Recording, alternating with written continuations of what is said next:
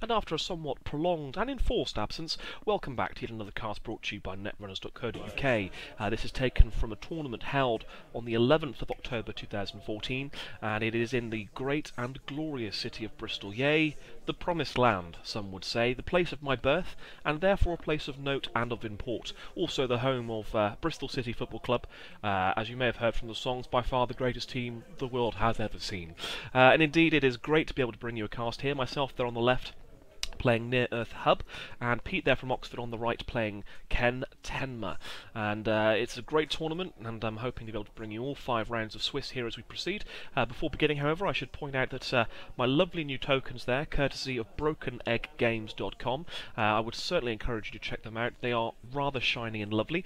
Just in case it's a little bit unclear and you're not familiar with the tokens themselves, the green ones are 1s, the blue ones are 2s, orange ones are 3, the very light orange ones are 5s, but you won't see those too often. So I'm going to start off with a rather common ice hedge fund. Fantastic. Take lots and lots of money there. So hopefully it's all very clear as to what is what. The camera's probably a little bit too far back there, for no other reason than you can see my rather pork-barreled stomach. But nevertheless, we shall continue and do my very best not to draw any kind of attention to it whatsoever. The watch comes off, which obviously means, therefore, that we're ready for business. So we've got a click 1 Desperado, click 2 Run HQ. There'll be no rezzing there, so as to try and dissuade perhaps the onslaught of account siphons. And but still, he's happy to get his extra credit there with Desperado, and certainly an opening turn one with Tenma is going to be challenging. So he's going to dirty laundry archives at this stage, taking extra pennies there as well. So a lot of value already there. Dirty laundry, Desperados, with Tenma's ability inherent as well. I've got the Astro in hand there, so I'm not sure if I top-decked that. I think I may have, hence the reason why I'm double icing up HQ. No surprises. And obviously installing an asset and getting my free draw. I'm doing my very best not to moan and groan about how overpowered NEH is. I think it's a well-known fact that's the case. He's going to run R&D and see a Lotus Field, and good luck for Criminal getting through that one, I dare say. I've actually made a couple of changes to this from the rather common list that you're probably familiar with.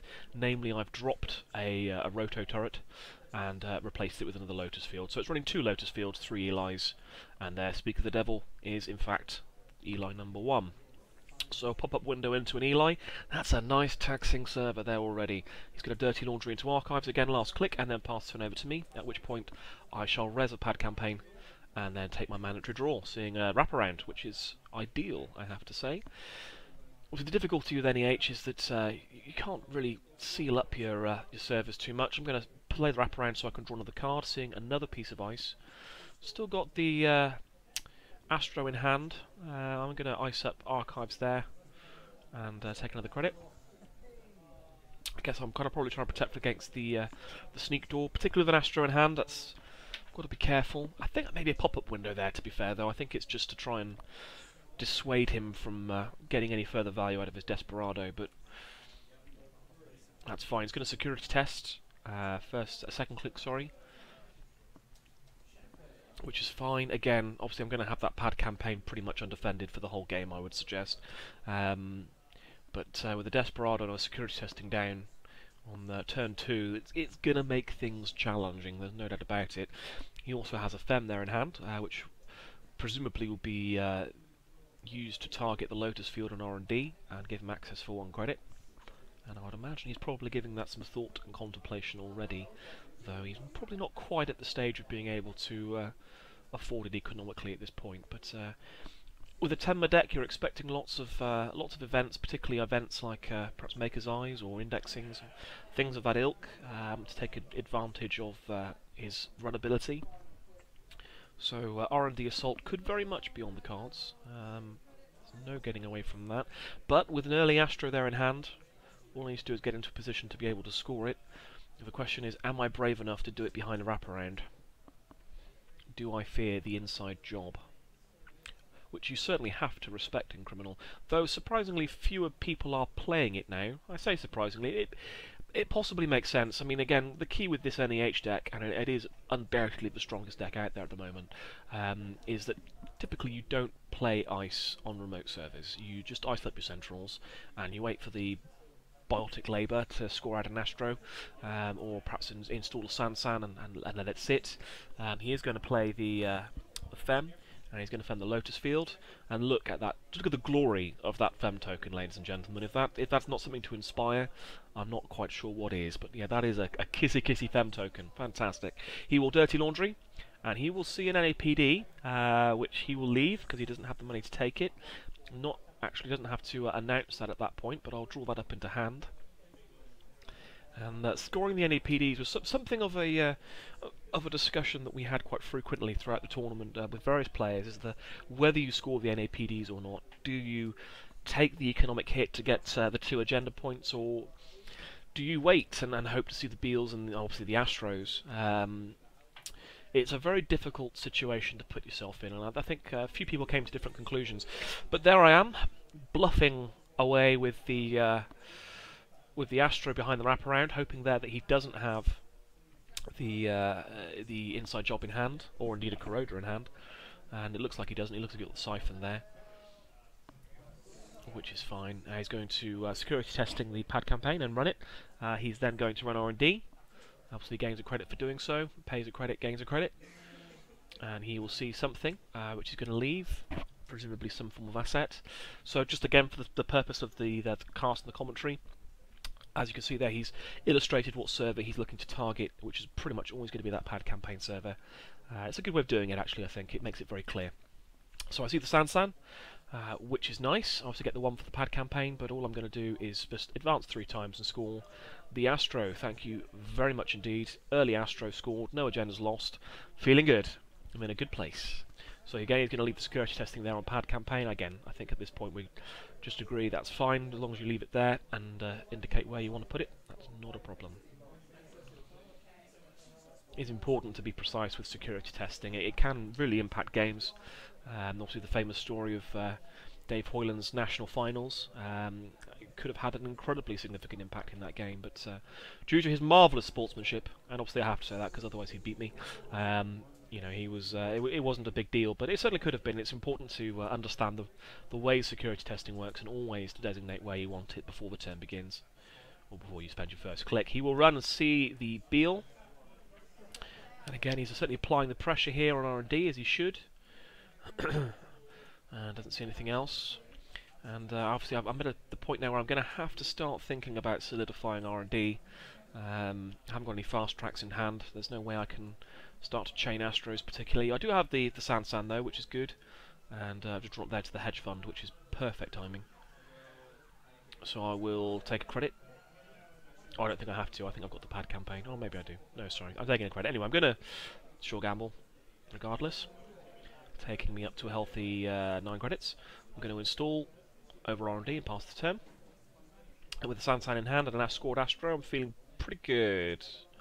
And you have to say, the economy in NEH is fairly sick. Sick in not a sense of lame and, you know, unfortunate, but in a rather good way. In the gangster way. I won't try. Okay, we'll carry on. Let's just pretend this didn't happen. So again, I think here you've got to look and test and see what that ice is on R&D. You know, he's got a Fem down. What's the worst that could possibly happen? Not a lot.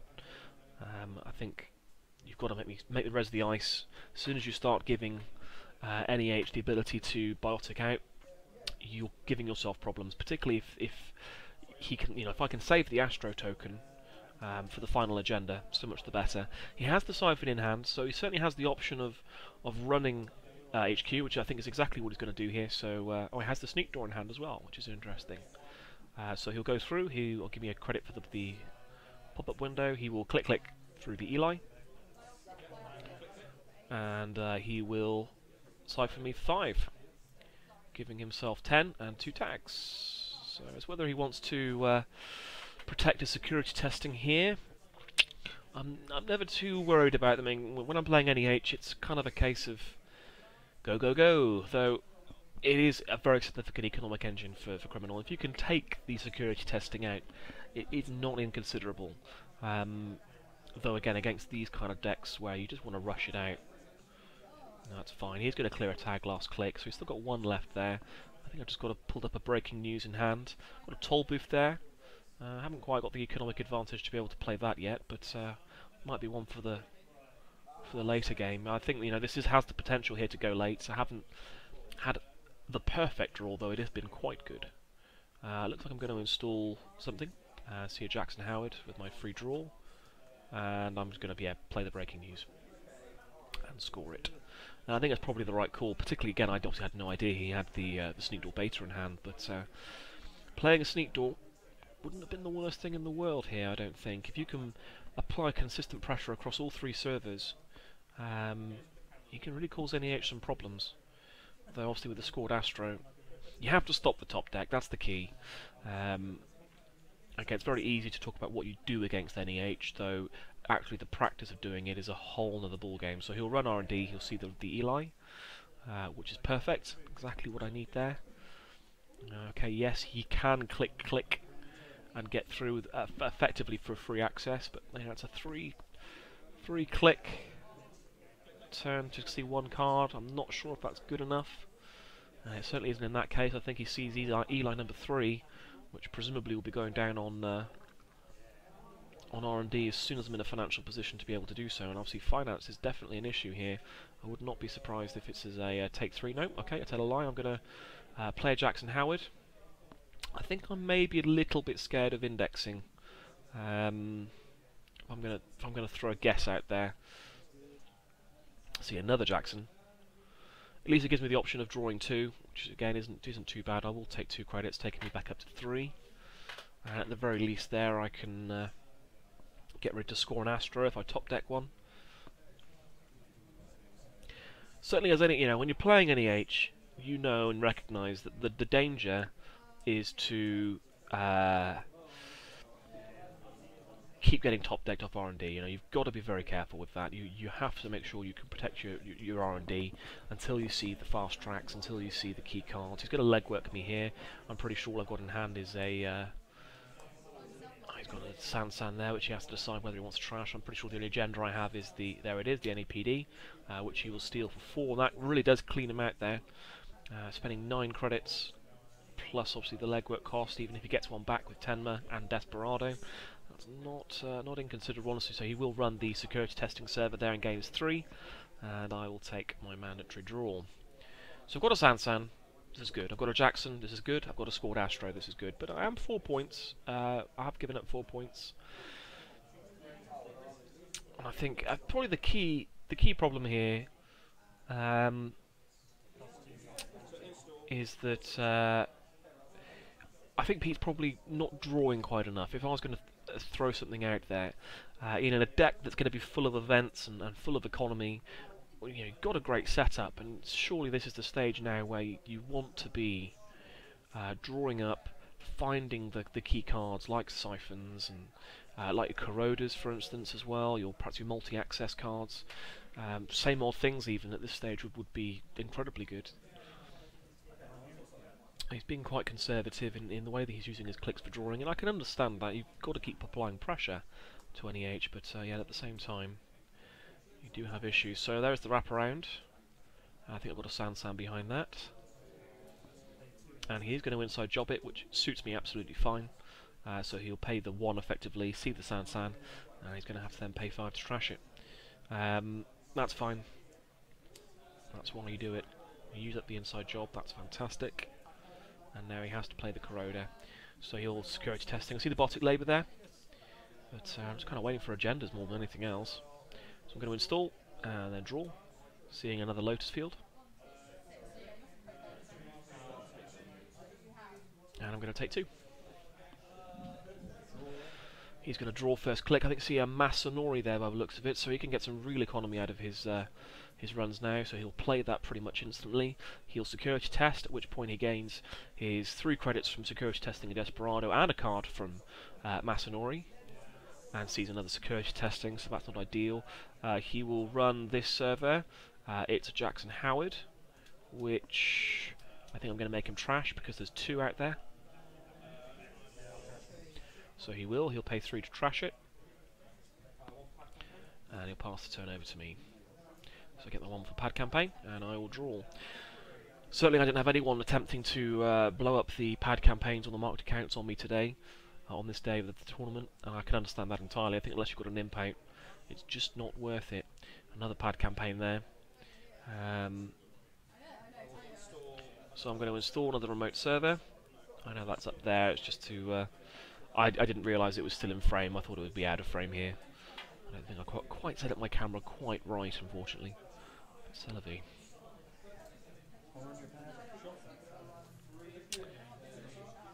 So he will security testing, getting his free card drawn 3 credits, using those lovely Team Covenant tokens as well. All the custom tokens all the time, I think, today, pretty much. Though nothing can compete with the glory of that Fem token. So he will draw, seeing another Desperado. He's getting unlucky with his draws here, he's seeing all his duplicates, and that is unfortunate. He'll run this remote server, and he will see another pad campaign. Not a lot of point of trashing that, so he'll leave it there. He'll run that one. Last click. I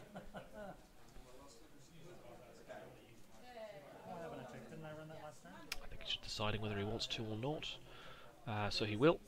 It's Jackson Howard. I'm going to trigger it because it's his last click, and because he's got Masanori out on the board. This unfortunately means that he takes a tag because it's not a successful run. It's one of these not successful because the server no longer exists kind of jobs. So it's an unsuccessful run, meaning he takes a tag, and I think he'll go and fetch one of those now. I think it's one of those rulings. It's always very easy to forget, but we do get to that point in a moment.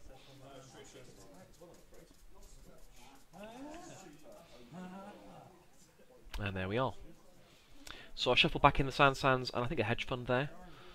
I was thinking about putting out the other Jackson back in, but I think I've still got one on the board, so I'm not really too worried about it. It'd be nice to see the Sands. I'm just going to res that other pad campaign, paying 1 game 1 for the other one, and a mandatory draw. Seeing another Sands, so that was ideal, which I'll put straight back into that wraparound server, ready to score in advance. I will then take a credit. I'll take 2 credits, in fact, and pass the turn back over. And I'm just waiting now for the agenda, effectively. I think he's pretty sure there that he's got the double Eli. I've got the double Eli on R&D. So he's going to security testing. Makes absolute sense when you're getting 3 credits and a draw. Sees a special order, so that is positive. He's got a lot of cash, but you know it's going to be expensive for him to break the Elis. 8 credits. That's nothing to sneeze at. You're going to have to make those runs count. You're going to have to look for multi-access, I would suggest. Again, not knowing quite how his deck composition is, I haven't seen any R&D multi-access yet. Unsurprisingly, he will go in and look for the wraparound for the Corroder, at which point he will install it and then run the wraparound server. And so he'll pay 1 game 1 and see another Sansan, which he'll trash for 5. I think if there's ever been one sort of glaring balance oversight, that's probably it. The trash cost of 5. Ouch. That should be 2 to trash. I'll do my best not to whinge about any H, though. No promises. I'm afraid you're going to see a lot of MBN today, folks, and I apologise in advance if that's your idea of a rather boring series of casts. But I think you have to have a very good reason at the moment not to run any H. You have to have a very good deck and a very good idea as to what that meta you're going into is, and I'm quite happy just to fast advance my way to victory. If for no other reason than it makes the cast shorter. It gives me less to do when I get back home from the tournament. Not that I'm lazy, you understand, but yes. So I will install a piece of ice, give me a draw, and I'll take a credit. So he will security testing the pad campaign server. I've just stacked them to give myself a bit more manoeuvrability on my mat. I believe I trashed the security testing as well there, sorry, with the tag. Not keeping track of my own plays here, which I apologise for. But obviously, he's cleared the tag now. So we're still on 3 agenda points to 4. He's going to play his second security testing on his 3rd click. Got a diesel in hand there, which is interesting. Love me some diesel. And certainly Tenma can afford the influence hit to bring it in faction. It used to be one of the go-to Gabe cards. I'm not seeing any agendas here though whatsoever. They are proving to be incredibly elusive. And there's not much I can do there, so I'm going to install, drawing me a card, seeing a fast track. So that's good. Okay, excellent. We've got something now at the very least to be able to score out with. If I can start chaining Astros, so much the better. I'm certainly not short on the cash for it anyway. So I've got 2 clicks left. I'm going to res Jackson Howard and draw 2. I'm not quite sure what I've seen there, unfortunately. Put it in the wrong place. I'm going to hedge fund, so that was one of them, and then pass the turn.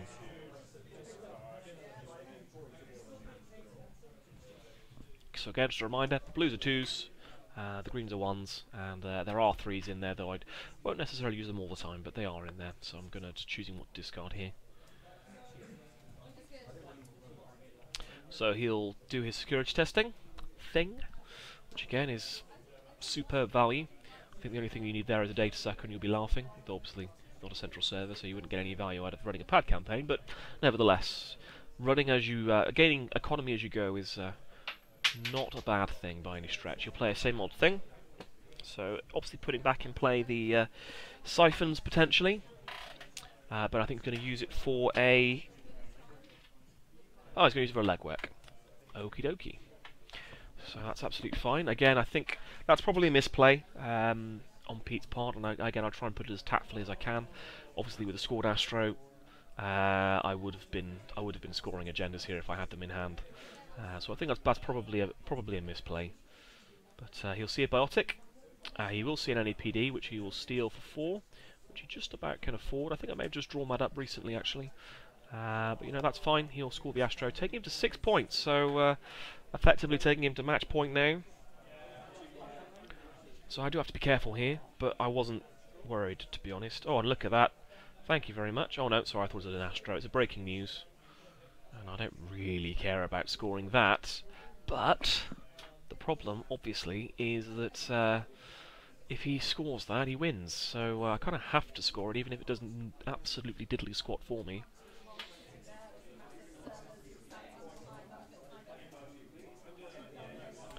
So yeah, that wasn't an ideal draw. I certainly don't want to. I don't want to score it. It's not going to do, like I say, any benefits for me whatsoever. I'm still going to have to score the same amount of agendas. I guess the only thing I'm thinking about here is whether I can trash the security testing. But instead, what I'm going to do is fast track for the Astro.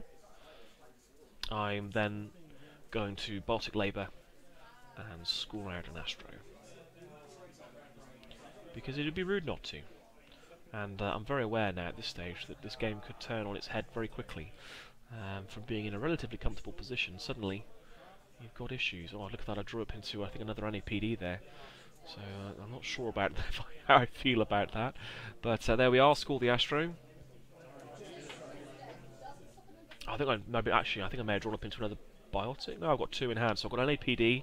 I've got 3 points of agendas in hand here now. If he plays the plays another legwork, I do have issues. Thankfully, he doesn't have a lot of money, but all he's got to do is see that breaking news, and he's won the match. So it's close. It's close. Obviously, I have the win here. If he doesn't win this turn, then I've won, because I'll just install the NAPD. I will Baltic Labour it, and I'll use the Astro token to score it.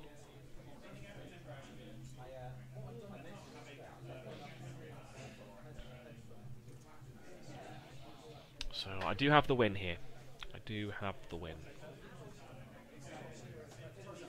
He'll see a marked counts. And again, that's probably the wrong play. I think this is the kind of stage where you want to be attacking our HQ quite heavily. This is the point. But still, he got 6 points. You cannot complain. So I will install Baltic Labour, use the Astro token, and I will score out the NAPD for the win. And that's NEH for you, folks. Not a lot of fun, but it does what it says on the tin, which is to near Earth hub or something like that. But it scores agendas, and it does it quite fast. So yeah, there we are. Quite a close game in the end. 10-7, 10-6 effectively. So it's a good opening round win for me. Though, needless to say, it came very, very close. Not seeing those Astros and those Beals, having to go and track them down with Fast Track. And then that's why Fast Track is there. And Fast Track is very, very good in this deck. Very, very good. And this is obviously not news for anyone, but there we are. So we move on to Game 2 of the first round, and we hope you will join us there. In the meantime, feel free to join us over at Netrunners.co.uk for more Netrunner goodness.